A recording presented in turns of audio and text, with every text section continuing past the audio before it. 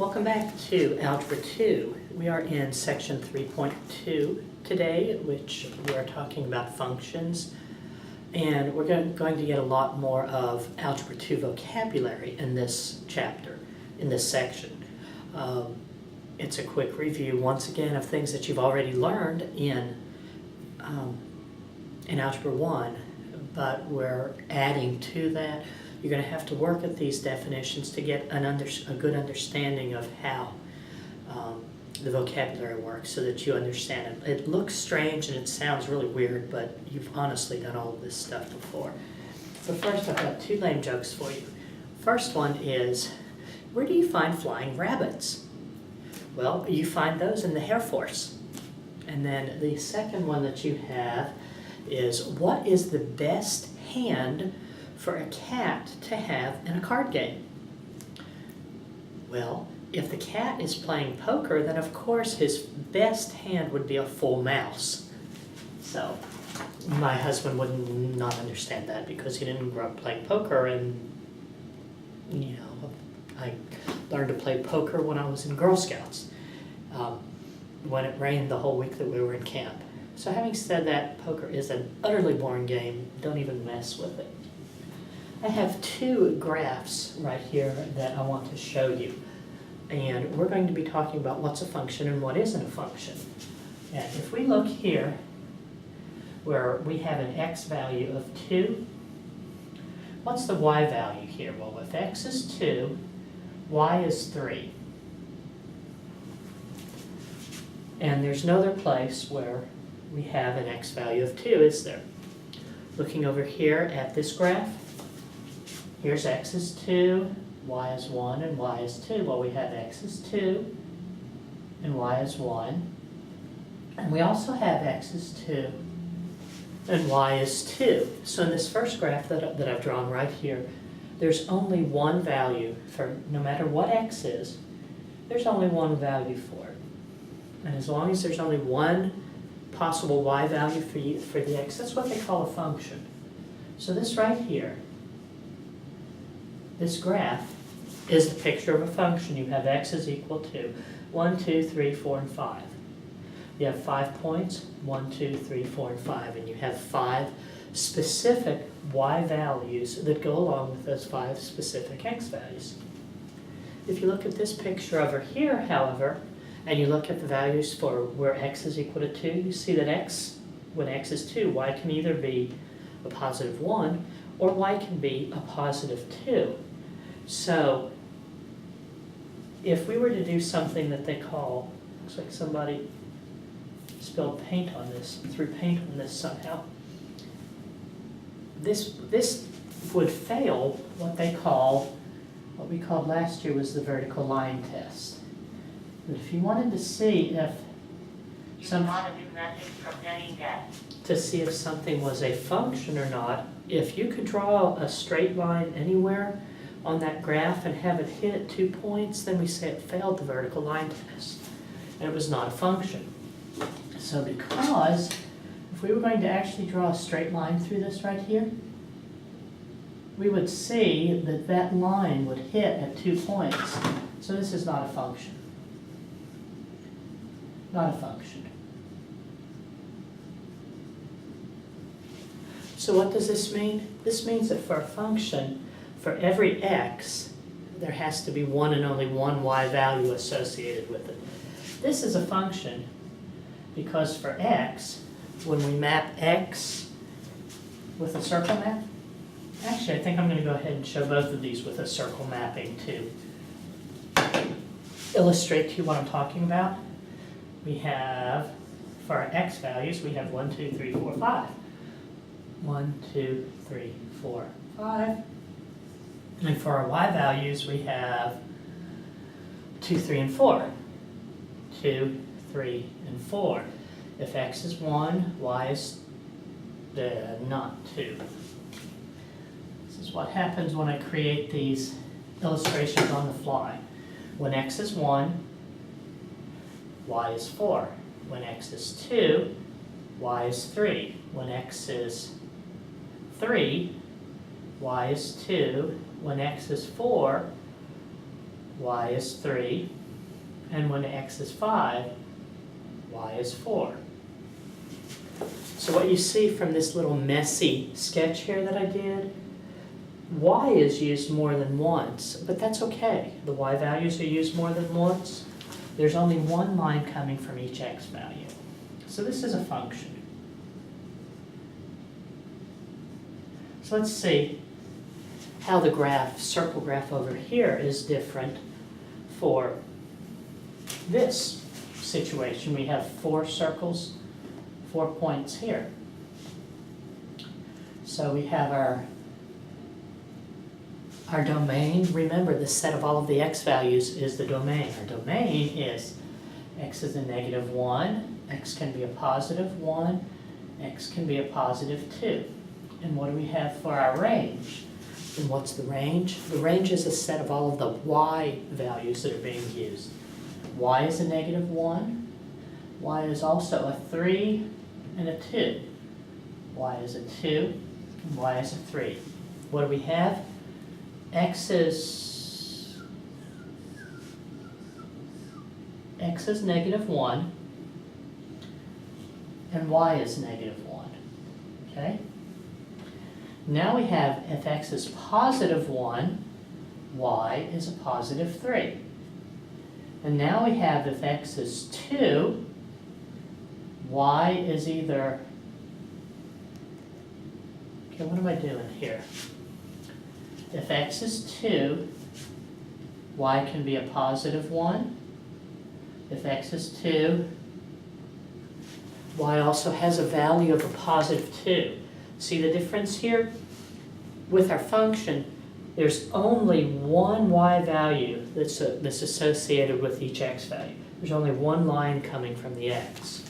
This right here, this circle function, or circle map, shows that this is not a function because, see right here on 2, there are 2 possible y values for it. If you have an x, if you have a 2 in your domain, if you have an x value of 2, the y value can be either 1 or it can be +2.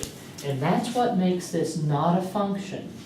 The fact that there are 2 different values that are associated with this x value right here. In order for something to be a function, there can be one and only one. Like Jesus is the one and only Son of God. It's not Muhammad, you don't have Buddha, you don't have Confucius, you don't have all of these other prophets. When we're talking about the one and only divine Son of God, one and only. So it's a function. Anyway, that was an interesting stretch. But this right here, there are 2 values associated with a domain value of +2, and that makes it not a function. Okay? Make sure that you're reading your book here, section 3.2. There's lots of language that is probably not language that you like since it's math, but it's important and you need to be understanding it. It specifically tells you what a function is. Function, and I suspect that you will need to know this, hint, hint, hint, hint, hint, maybe on a test. What is a function? A function is a relation in which every domain element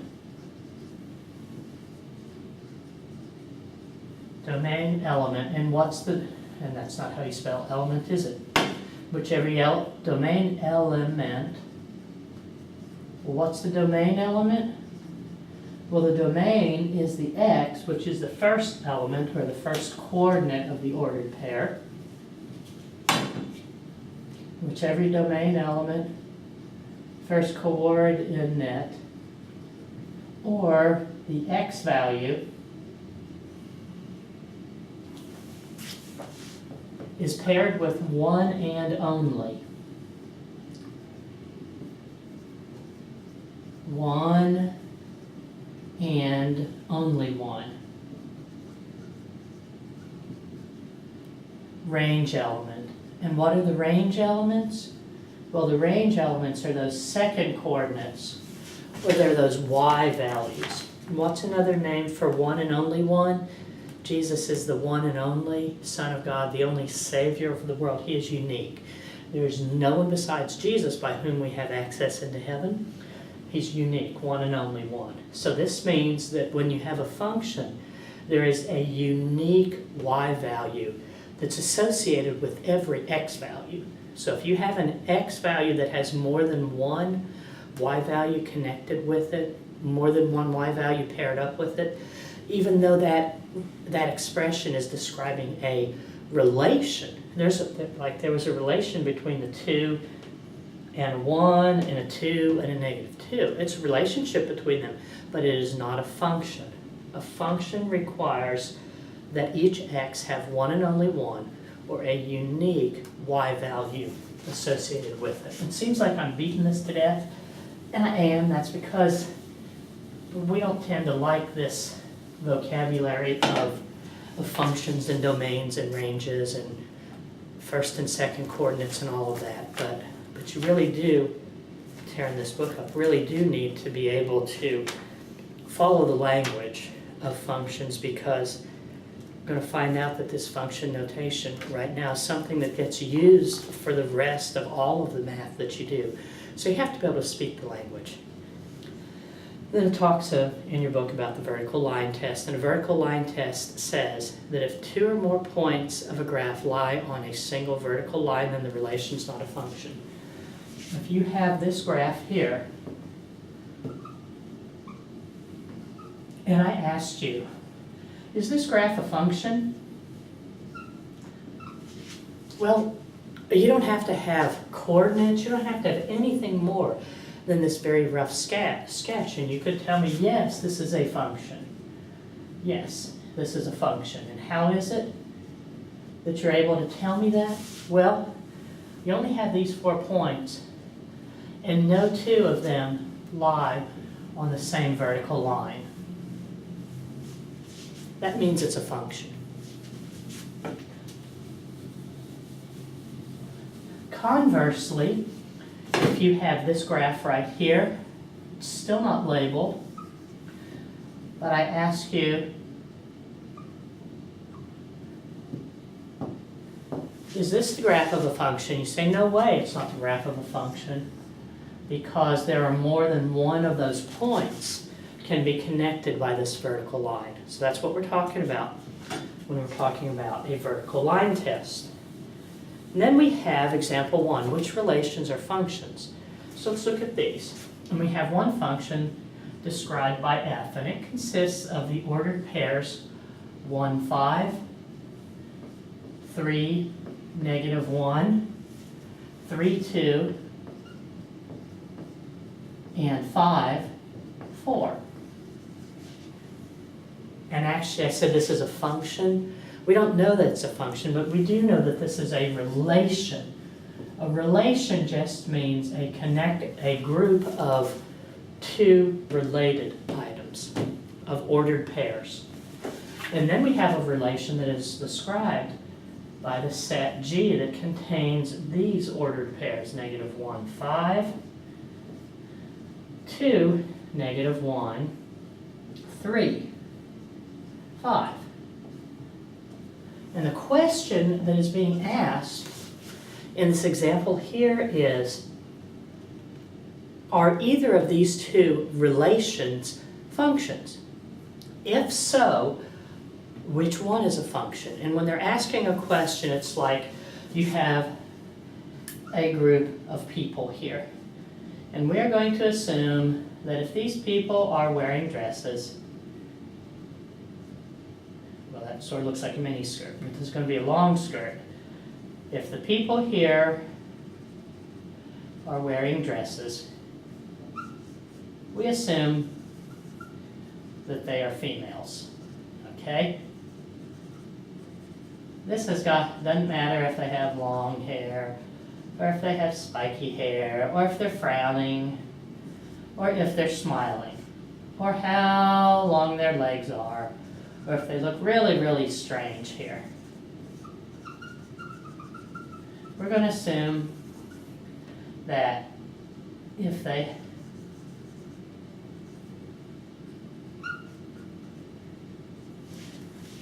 that if they have a skirt on, I'm looking at this is just truly pitiful. Of these three figures here, how many of them are women? And if they are women, how many of them are married? Okay, well we look at this. How many of them are women? They're all women. How do we know that? Because they all have skirts on. How many of them are married? We're going to say that the way that we know that they're married is that if they have a big smile on their face. So two of these women are married. All three of them are married. I mean, all three of them are women. Only two of them are married because they have a big smile on their face. That's what it's like when we're talking about relations and functions. A relation is any grouping of ordered pairs. Just like any grouping of critters here with skirts on, they're all women. But in order to be more specific and say that it's a function, we have a specific limiting that each x value has to have only one y value. Just like in order to be, not only are you a woman here, you're married because you're smiling.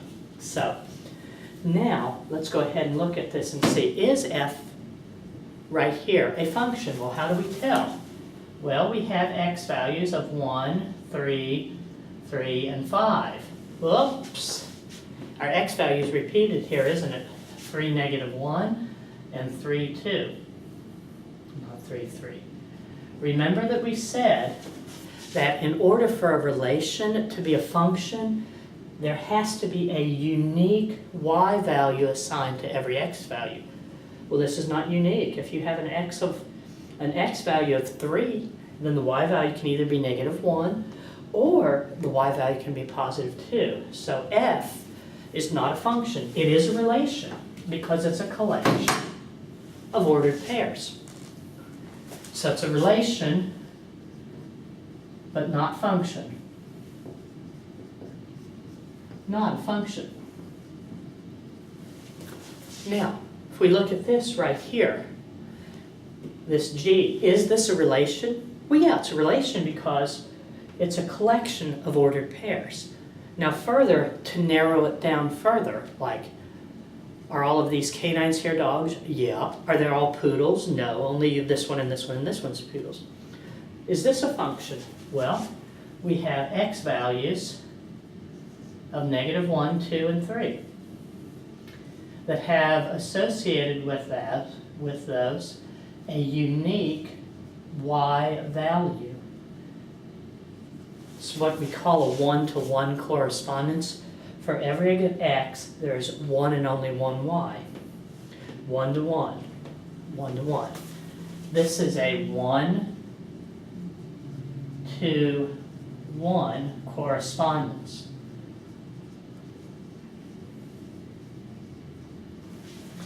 You're pairing up evenly, like we did an example. It may have been in Algebra 1, maybe it's in Algebra 2, I don't remember, but it was where we had to figure out how many boys there were and how many girls there were. And the teacher was pairing them up in a drama class. You had,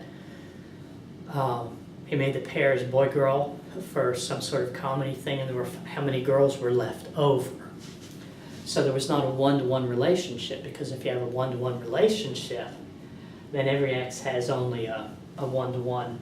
Every x has only one y. Okay. And there are actually a little bit more technicalities involved here, but this, as I stated it, is one-to-one correspondence. So yes, G is a relation, and further, it is also a function. Not only is it a relation, but it is a relation which is a function as well. Now, we're going to talk, this is in the middle of page 93, and this is where we're adding some Algebra 2 terminology here, things that we haven't talked about yet, things that if you let yourself get psyched out about it, it'll be confusing to you.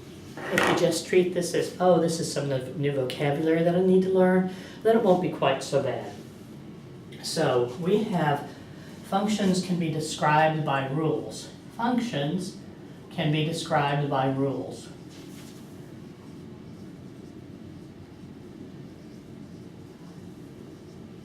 And hopefully, yeah, can be described by rules. And I'm going to make reference to your text here, and I want you to read this. It says, in this case, range elements depend on the value of the domain element. Therefore, a variable that represents a domain element is an independent variable, and a variable that represents a range element is a dependent variable. So, what's our range? This is our range. I don't mean to say range. This is our domain. Here's our domain.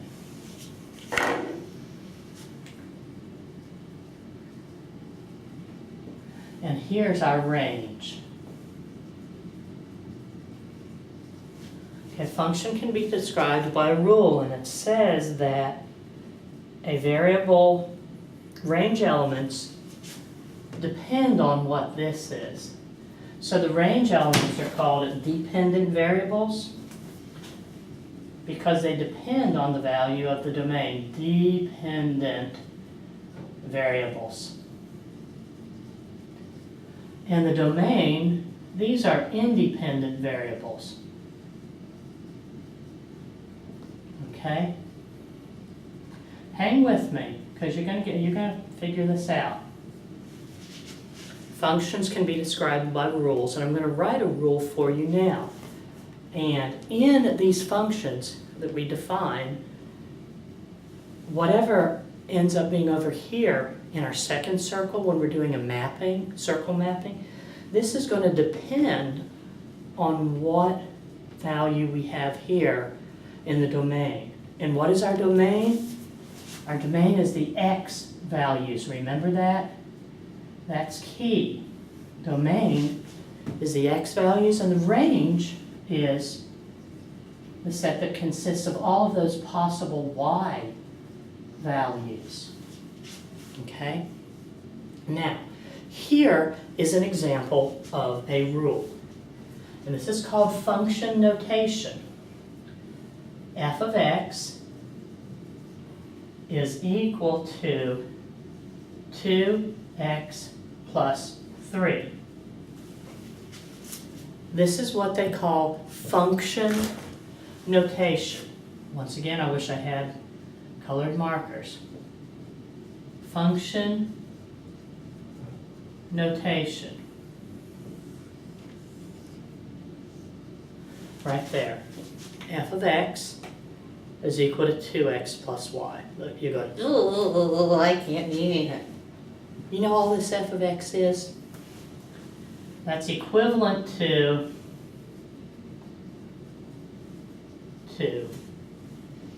y is equal to 2x plus 3.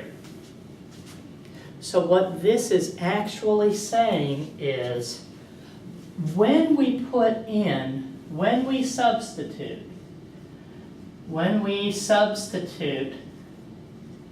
something for x,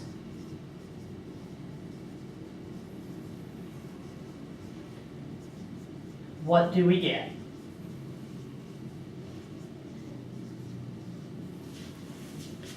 F of x, let's say, what happens if we substitute a 1 for x? What is the value of 1 when we substitute 1 for x? 2 times 1 is 2, plus 3 is 5. So, this value of 5 here depends on what our x is. If x is equal to 1, then y is equal to 5. What happens if x is equal to 0? If x is equal to 0, then y is equal to 3. If x is equal to 2, then y is equal to 7. 2 times 2 is 4 plus 3 is 7. So this is what we're talking about when we talk about functions and domains and ranges, dependent variables, independent variables, functional notation, or the rule. This is function notation, where instead of saying y is equal to 3x plus 7, they say f of x is equal to 2x plus 3. What they're saying here is when we substitute in whatever this number, if we put a 2 in for x, then our range is going to be 7. If we put a -5 in, what's it going to be? -5. It's going to be 2 times -5 is -10, plus 3 is -7. So our set of answers, or a set of y values, is going to depend on what we choose for our x values. We can pick any x in the world that we want to pick. That's why it's called the independent variable. Doesn't matter what we plug in. But the y is called the dependent variable because it's limited. It can only be whatever it is based on this function rule. It's sort of like what they called a function machine. I can remember being shown this function machine. I probably vaguely remember it from being back in high school. And let's say that this is our function machine. Right here. I don't remember if I drew this for you or not. And here's the output. Okay? And here's our function. F of x is equal to 2x minus 3. Okay? And we're going to put a bunch of x's in here. X is equal to 3. So we spit. This x gets dropped into this machine. It goes chunk, chunk, chunk, and then it spits something out. Well, what does it spit out? Well, let's see. It spits out 2 times 3 minus 3. So that's 6 minus 3. So it spits out a 3. The functional value of 3, or f of x, f of 3 is equal to 3. Because you toss in the 3, you evaluate your function rule, you evaluate this equation right here, 2x minus 3, for value x of 3. 2 times 3 is 6, minus 3 is 3, and your value that spits out is 3. So what we see is that if we have an x value of 3, the y value is 3. Make sense? Okay. Well, let's see what it's going to spit out now if we say that x is equal to 0. Okay? Remember we said that the x is independent. The x value is 0. We can pick any number that we want to. It spits a 0 into here, goes through the function machine, which says 2 times 0 minus 3, 0 minus 3. What does it spit out for your y value? It spits out a -3. So if your domain is 0, or if your x value is 0, then the answer for your y value is -3. Well, let's go ahead and pick another one and see what happens.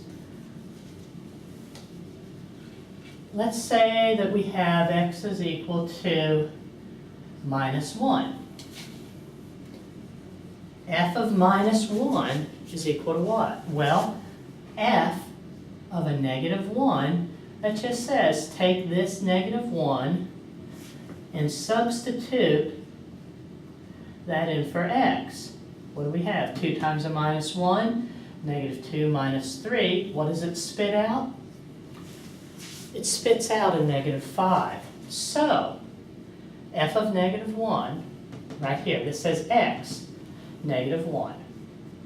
If I plug a -1 into this function here, if I plug a -1 into f of x is equal to 2x minus 3, I end up with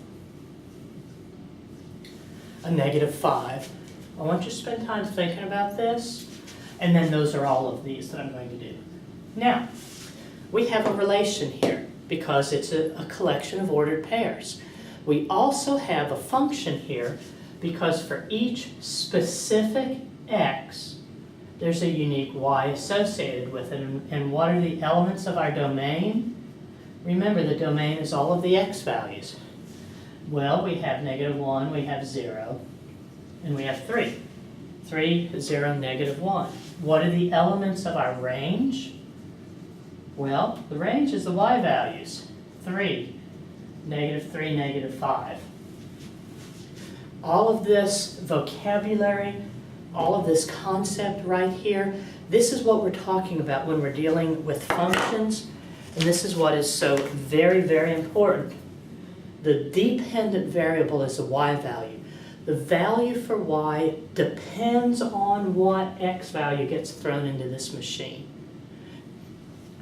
We can choose whatever x value comes in here.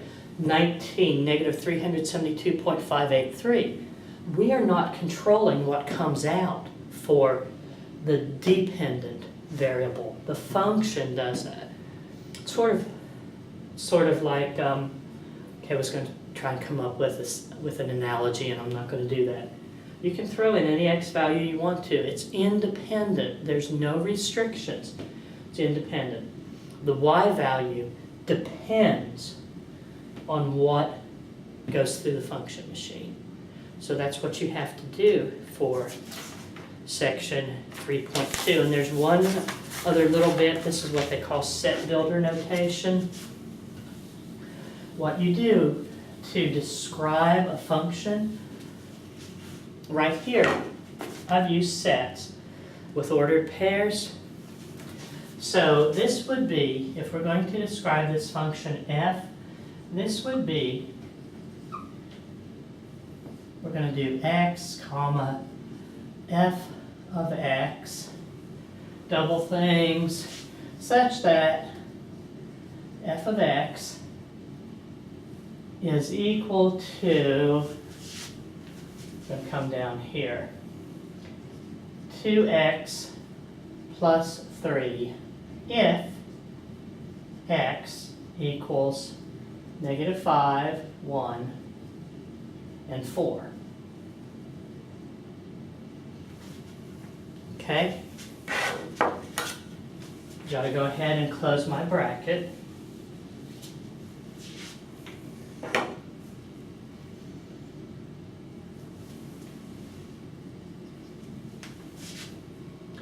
So, this is read. F is the set of all ordered pairs x, comma, f of x, such that f of x is equal to 2x plus 3 if x is equal to negative 5, 1, and 4. And that's just how things are written. This means the set of all,